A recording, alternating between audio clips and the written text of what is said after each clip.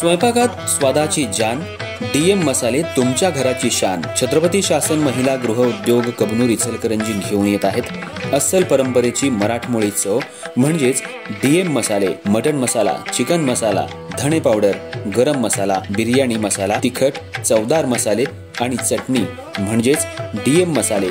तर आजच आपल्या जेवणाची रंगत वाढवण्यासाठी केमिकल विरहित डीएम मसाले, गृहिणींच्या मनातले मसाले आणि चटणी अवश्य वापरा। डीएम मसाले महिला बचत गटाद्वारे करणारे स्वच्छ माफक दरामध्ये म्हणजेच डीएम मसाले। संपर्क दिव्याताई मगदूम, मोबाईल 91 30 80 22 55।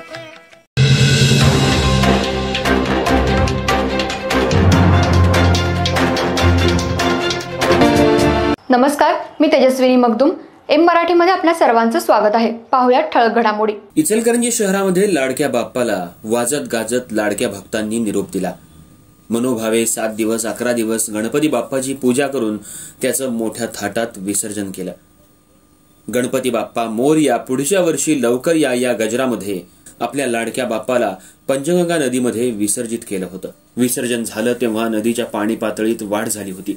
नागरिकांनी नदीकाठालाच विसर्जन केलं होतं, पण आता नदीचं पाणी कमी झाल्यानंतर मात्र नदीकाठावर गणपती बाप्पांच्या मूर्तीचे खच दिसू लागले। अर्धवट तुटलेल्या मूर्त्या बघितल्यानंतर काही नागरिकांना अश्रू अनावर झाले। काही सामाजिक कार्यकर्त्यांना पंचगंगा नदीवरील वरदविनायक मंदिराच्या मागील बाजूला असलेल्या शेतामध्ये या गणपतींचा खच दिसला। त्यामुळे गणपती बाप्पाचे अवशेष दिसू लागले।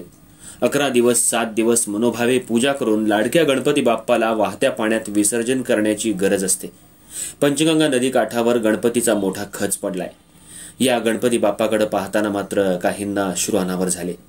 गणपती बाप्पा मोरया, पुढच्या वर्षी लवकर या या गजरामध्ये लाडक्या बाप्पाला विसर्जित केल्यानंतर लाडके गणपती भक्त आता कुठे गेले? आता हे गणपती विसर्जित करण्यासाठी गणपती भक्त येणार का, असा सवाल सध्या निर्माण झालाय।